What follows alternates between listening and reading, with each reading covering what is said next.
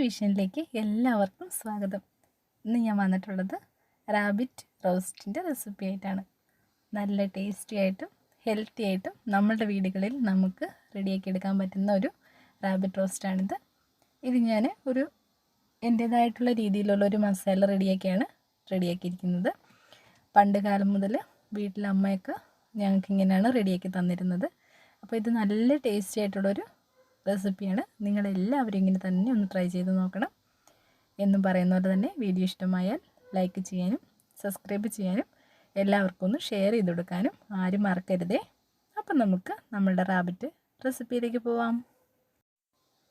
അതിലേക്ക് ഞാനിവിടെ എടുത്തിരിക്കുന്നത് 10 വത്തലമുളക് എടുത്തിട്ടുണ്ട്. പിന്നെ എടുത്തിരിക്കുന്നത് 1/2 കപ്പ് മല്ലിയാണ്. പിന്നെ വേണ്ടത് ഒരു ചെറിയ കഷ്ണം കറുവപ്പട്ട, 3 ടേബിൾ സ്പൂൺ കുരുമുളക്. ഇതാണ് നമുക്ക് മസാലയ്ക്കായിട്ട് ആദ്യമായിട്ട് റെഡിയാക്കി വെക്കേണ്ടത്. ഇനി നമുക്ക് ഇതെല്ലാം ഒന്ന് റോസ്റ്റ് ചെയ്തെടുക്കാം. അപ്പം ഞാൻ ഇതിനായിട്ടൊരു ചീനിച്ചട്ടി വെച്ചിട്ടുണ്ട്. ചീനിച്ചട്ടി നന്നായിട്ട് ചൂടായിട്ട് വന്നതിന് ശേഷം നമുക്ക് നമ്മളെടുത്ത് വെച്ചിരിക്കുന്ന വത്തലമുളകും മല്ലിയും ഒക്കെ നമുക്കൊന്ന് വറുത്തെടുക്കാം. ഞാനിവിടെ വത്തലമുളക് ഇട്ട് കൊടുത്തിട്ടുണ്ട്. കരിഞ്ഞു പോകാതെ ശ്രദ്ധിച്ച് വറുത്തെടുക്കണം. അപ്പം ഞാനിതിവിടെ വറുത്തെടുക്കട്ടെ. അപ്പം നമ്മളുടെ വത്തലമുളക് ഇവിടെ നന്നായിട്ട് വറുത്ത് പാകമായിട്ട് വന്നിട്ടുണ്ട്. അതിൻ്റെ ചെറിയ കളറൊന്ന് മാറി വരുമ്പോൾ നമുക്ക് തീ ഓഫ് ചെയ്യാം. ഇനി നമുക്ക് അതേ ചട്ടിയിൽ തന്നെ നമുക്ക് നമ്മളുടെ എടുത്തു വെച്ചിരിക്കുന്ന മല്ലിയും കൂടി ഇട്ട് ഒന്ന് വറുത്തെടുക്കാം. മല്ലിയും സൂക്ഷിച്ച് വറുക്കണം, വേഗം കരിഞ്ഞു പോകാൻ പാടില്ല. അപ്പം ഞാൻ മല്ലിയും കൂടെ വറുത്തെടുത്തിട്ട് വരാം. അപ്പം നമ്മുടെ മല്ലി ഇവിടെ ഏകദേശം മൂത്ത് റെഡിയായി വന്നിട്ടുണ്ട്. ഈ ഒരു മൂപ്പ് മതി. ഈ സമയത്ത് നമുക്കിനി കുരുമുളക് ചേർത്ത് കൊടുക്കാം.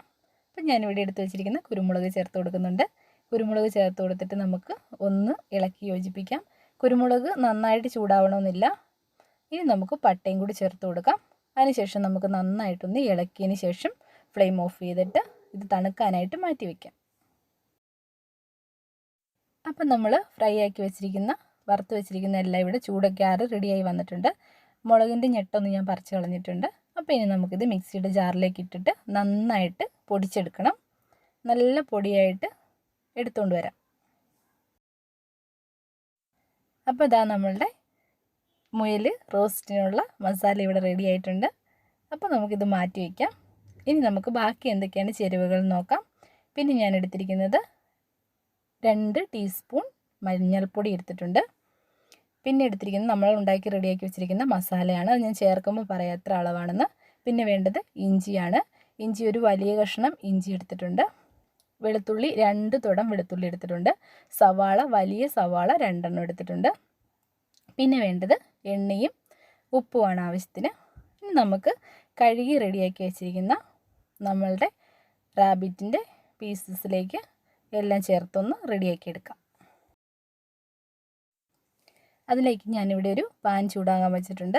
പാൻ നല്ല ചൂടായി വന്നതിന് ശേഷം നമുക്ക് വെളിച്ചെണ്ണ ഒഴിച്ചു കൊടുക്കാം. ഞാനിവിടെ 3 ടേബിൾ സ്പൂൺ വെളിച്ചെണ്ണ ഒഴിച്ചു കൊടുക്കുന്നുണ്ട്.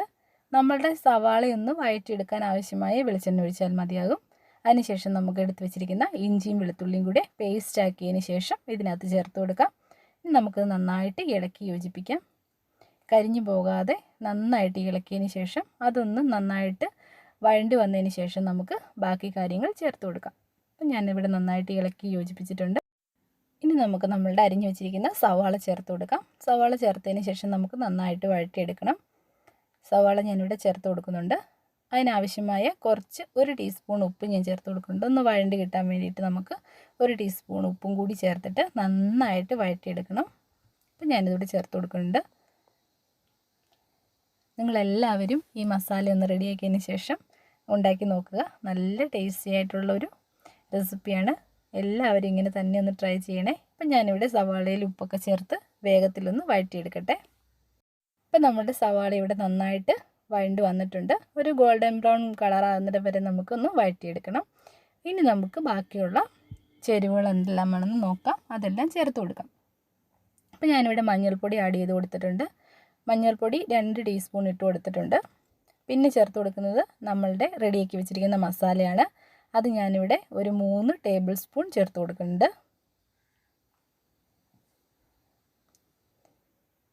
ഇനി നമുക്ക് ഇതൊന്ന് നന്നായിട്ട് മിക്സ് ചെയ്യാം. ഈ സവാളയുടെയും വെളുത്തുള്ളിയുടെയൊക്കെ കൂടെ കിടന്ന് നന്നായിട്ടൊന്ന് മൊരിഞ്ഞു വരട്ടെ. അതിനുശേഷം നമുക്ക് മല്ലിപ്പൊടി ചേർത്ത് കൊടുക്കണം. മല്ലി നമുക്ക് ഒരു 3 ടേബിൾ സ്പൂൺ ഞാനിവിടെ ചേർത്ത് കൊടുക്കുന്നുണ്ട്. മല്ലിപ്പൊടി ചേർത്ത് കൊടുത്തതിന് ശേഷം നമുക്കൊന്ന് ഇളക്കി യോജിപ്പിക്കാം. മുളക് പൊടി ആവശ്യമുണ്ടെങ്കിൽ ചേർത്ത് കൊടുക്കാം. ഞാനിവിടെ ചേർത്ത് കൊടുക്കുന്നില്ല, കാരണം നല്ല എരിവുണ്ട്. നമ്മൾ റെഡിയാക്കി വെച്ചിരിക്കുന്ന മസാലയ്ക്ക് തന്നെ നല്ല എരിവുണ്ട്. അതുകൊണ്ട് ഞാനിവിടെ ചേർത്ത് കൊടുക്കുന്നില്ല. ഇനിയും നല്ല എരിവ് ആവശ്യമുള്ളവരാണെങ്കിൽ കുറച്ചും കൂടി സ്പൈസി ആയിട്ട് വേണമെന്നുണ്ടെങ്കിൽ ഈ സമയത്ത് നമുക്ക് 2 ടീസ്പൂൺ മുളക് പൊടിയും കൂടി ആഡ് ചെയ്ത് കൊടുക്കാം. അപ്പം നമുക്കിവിടെ റെഡിയായി വന്നിരിക്കുന്നതിനകത്തേക്ക് നമ്മളുടെ റെഡിയാക്കി വെച്ചിരിക്കുന്ന മുയൽ ചെറിയ കഷ്ണങ്ങളാക്കി മുറിച്ചത് ചേർത്ത് കൊടുത്ത് ഇനി നന്നായിട്ട് ഇളക്കി യോജിപ്പിക്കണം. ഈ മസാലയിൽ കിടന്ന് ഇത് നന്നായിട്ട് ഇനി വെന്ത് വരണം. നമുക്ക് നന്നായിട്ട് ഇളക്കി യോജിപ്പിക്കാം. അപ്പം ഞാനിവിടെ നന്നായിട്ട് ഇളക്കി മിക്സ് ചെയ്തെടുത്തിട്ടുണ്ട്. ഇനി ഇത് വേവാൻ ആവശ്യമായ 1/2 കപ്പ് വെള്ളം ഞാൻ ഒഴിച്ചു കൊടുക്കുന്നുണ്ട്. ഗ്രേവി ആയിട്ട് എടുക്കുന്നതിനേക്കാളും കുറച്ച് റോസ്റ്റ് രീതിയിലാണ് മുയൽ റെഡിയാക്കി എടുക്കുന്നതിൽ ടേസ്റ്റ് കൂടുതൽ. അപ്പോൾ ഇനി വേവാൻ ആവശ്യമായ വെള്ളം ഒഴിച്ചു കൊടുക്കാം. ആവശ്യത്തിന് ഉപ്പും കൂടി ചേർത്ത് കൊടുക്കണം. അതിനുശേഷം നമുക്കിത് അടച്ചു വെച്ച് നന്നായിട്ട് കുക്ക് ചെയ്തെടുക്കാം. അപ്പം ഞാനിവിടെ ഉപ്പൊക്കെ ചേർത്ത് കൊടുത്ത് റെഡിയായി തിളച്ച് വന്ന് തുടങ്ങിയിട്ടുണ്ട്. കുറച്ചും കൂടി വേവണം. അപ്പം നമുക്കൊന്ന് മൂടി വെച്ച് കൊടുക്കാം. നന്നായിട്ട് വേവിച്ചെടുക്കാം. ഏകദേശം ഒരു 10-20 മിനിറ്റ് നല്ല ഹൈ ഫ്ലെയിമിലിട്ട് വേവിച്ചെടുക്കണം. ഇടയ്ക്കൊന്ന് ഇളക്കി കൊടുക്കുകയും ചെയ്യണം. അപ്പം നല്ല റെഡിയായി വന്നിട്ടുണ്ട്. നമ്മളുടെ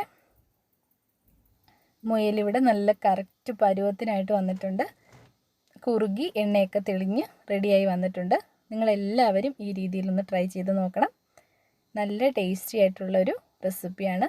അപ്പത്തിൻ്റെ കൂടെയൊക്കെ നല്ല കോമ്പിനേഷനാണ്. അപ്പം ഇന്നത്തെ വീഡിയോ ഇത്രയേ ഉള്ളൂ. ഇനി മറ്റൊരു വീഡിയോയുമായി വരാം. അതുവരെ നന്ദി. Thank you for watching.